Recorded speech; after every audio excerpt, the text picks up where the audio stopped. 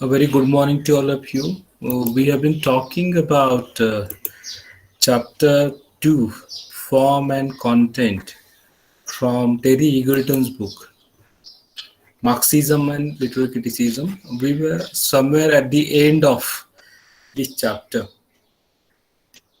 So, as I mentioned earlier, this is a very lengthy chapter because many perspectives on form and content have been discussed by Eagleton here.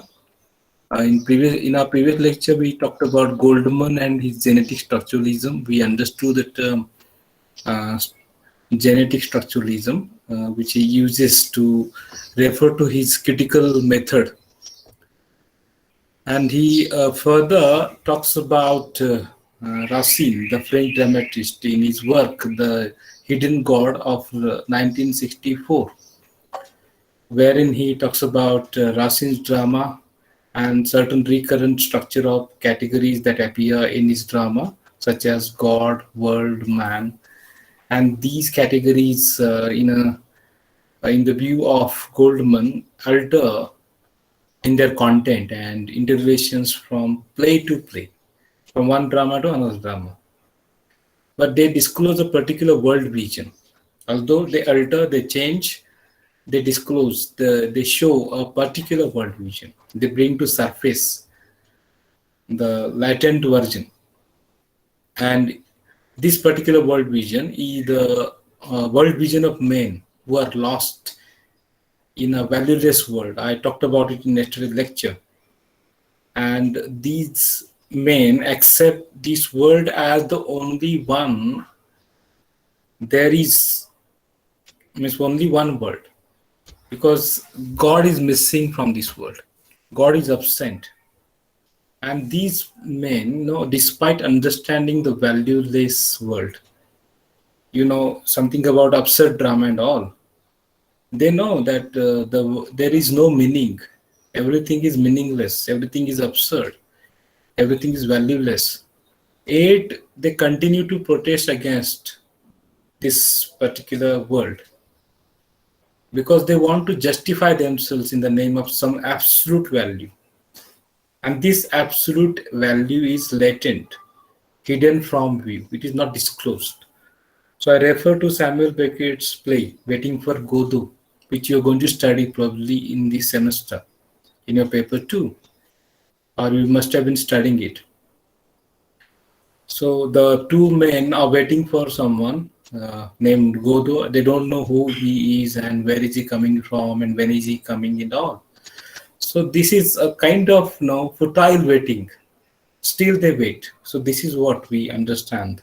This is the world vision that is represented. Further, we're going to talk about Jansenism. Now, Jansenism is the French religious movement. Goldman refers to this particular movement, religious movement. He talks about the world view, the structure of thought. So the view of this world vision or world view that Goldman finds in the French religious movement. We talked about just now, this valueless world and all. The world vision of men who are lost in a valueless world. And this particular world vision has its basis in the French religious movement, which is known as Jansenism. Now, this Jansenism is the product of a certain displayed social group, not the latent, hidden in 17th century France. It refers to the religious movement in 17th century France. It is the product of a certain displaced social group.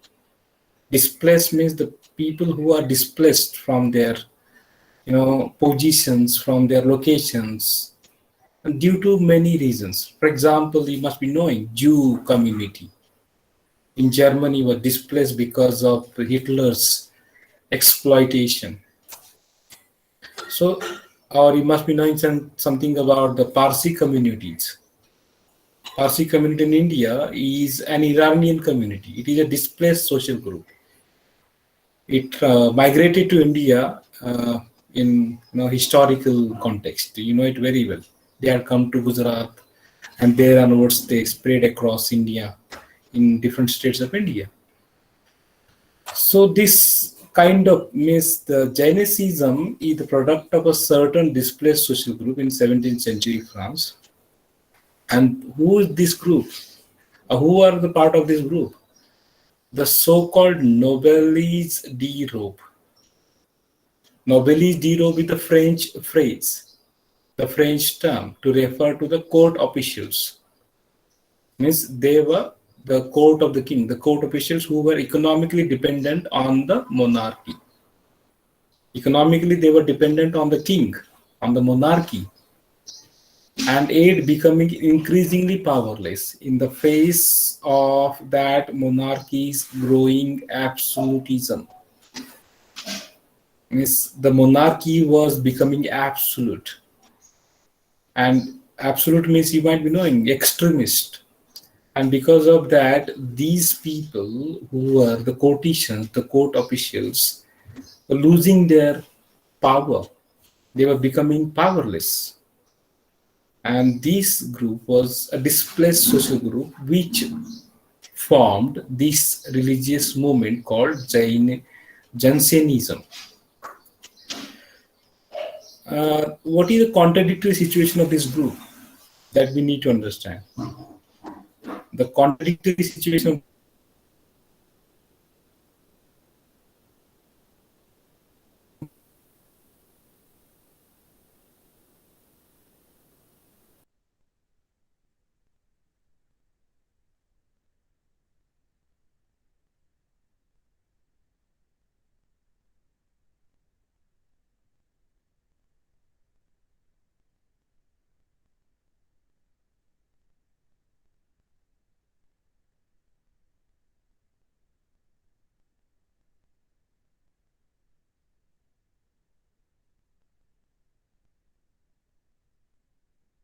world and of any desire to change it historically. So we understood it in the face of the discussion on the absurd drama. There's a kind of contradiction. You can see that. World vision of certain group of people, the characters from these works. Okay. So you can understand the roots of absurd drama. Goldman traces back to Jansenism. In their contradictory situation. Means on the one hand, they refuse the world, and on the other hand, there is no desire to change this world historically. So all of this has a world historical significance. Means the Noblesse de Robe. You should remember this term. The court officials themselves recruited from the bourgeois class. These people, the court officials, were from the bourgeois class. Bourgeois class is the ruling class, kind of ruling class, means it determines the ideology, the capitalist society. And these people themselves are from the bourgeois class. And they represent the failure of the bourgeois. So this is the contradiction. To break bourgeoisie, actually bourgeois and bourgeoisie, these are the two terms. You can see this difference in the spelling. So they themselves belong to the bourgeois class, and there is a kind of failure. They represent this failure of bourgeoisie to break royal absolutism. They failed to go against the royal absolutism and establish the conditions for capitalist development. So they represent the failure of both these factors. So there is a kind of dilemma, a confusing situation, the predicament. And modern man's predicament has its basis, especially in this French philosophy. I'm talking to absurd drama specifically. Okay, so Goldman talks about this. Now, what is Goldman's aim in this particular method of analysis? What is he trying to seek? Goldman is seeking a set of structural relations between literary text, world vision, and history itself.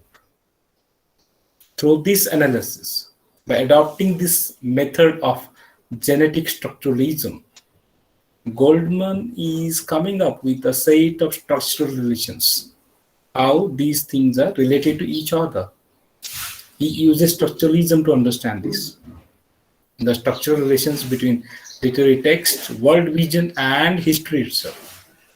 And through this particular analysis, Goldman wants to show how the historical situation of a social group or class is transposed, okay, is created by the mediation of its world vision into the structure of a literary work.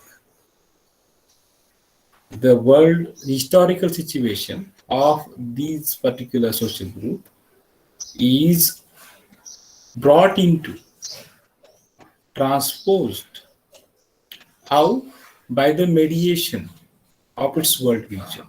World vision is the mediating element in it.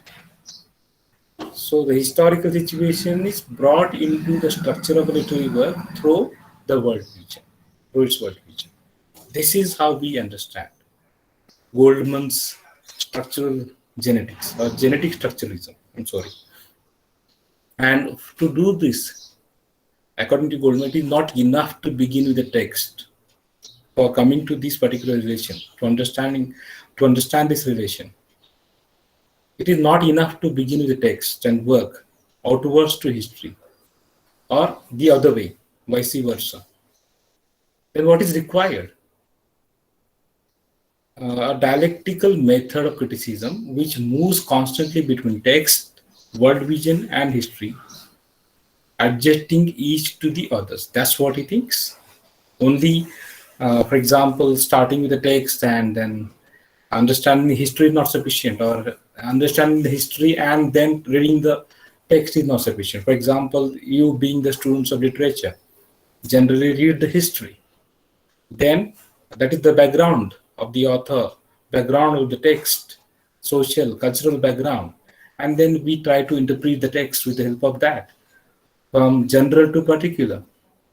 Or sometimes we read the text, then we go to the background. That is from particular to general. But that is not sufficient according to Goldman. What is required then? He recommends a dialectical method of criticism. This dialectical method constantly moves between text. Then it tries to understand the world vision, the structure of thought, and its historical context. So this is how it keeps on moving from this to that, that to this. Okay, so this is how we understand Goldman's structural genetic structuralism, but there are certain flaws in his critical method, in his critical enterprise. Goldman's critical enterprise seems to be marred by certain major flaws, major obstacles. Now, what are these flaws, drawbacks? Firstly, his concept of social consciousness. Of course, we are talking about an example. His concept of social consciousness is Hegelian rather than Marxist. He was the major disciple of Lukács, and Lukács was rather the Hegelian first, then Marxist later. Similarly, Goldman's concept of social consciousness is Hegelian, not Marxist rather. Secondly, he sees this social consciousness as the direct expression of a social class. Just as the literary work then becomes the direct expression of this social consciousness. Okay? Social consciousness is an expression of a social class. Then literature is a direct expression of this particular social consciousness. So his whole model is too extremely symmetrical because it is unable to accommodate the dialectical conflicts and complexities. That's what the critics think. Eagleton thinks, especially here. Goldman's critical enterprise is extremely, not exactly symmetrical. It is unable to accommodate, to take into the dialectical conflicts and complexities, the evenness and discontinuity in this particular process. Actually, this is the characteristics of literature and its relation to society. This particular method fails to take into consideration these particular aspects, these dialectical conflicts and complexities. His method declines, okay, into an essentially mechanistic version of the base superstructure relationship. Means his method is not fully flourished, accepted. It rather it decreases, it declines. ह्रास होणे म्हणतो आपण as mechanistic version of the Marxist-based superstructure relationship. His work is mentioned in his latter work. We see this. Pour une sociologie du roman is the French title of his book, and we see that in his work. So these are his major flaws.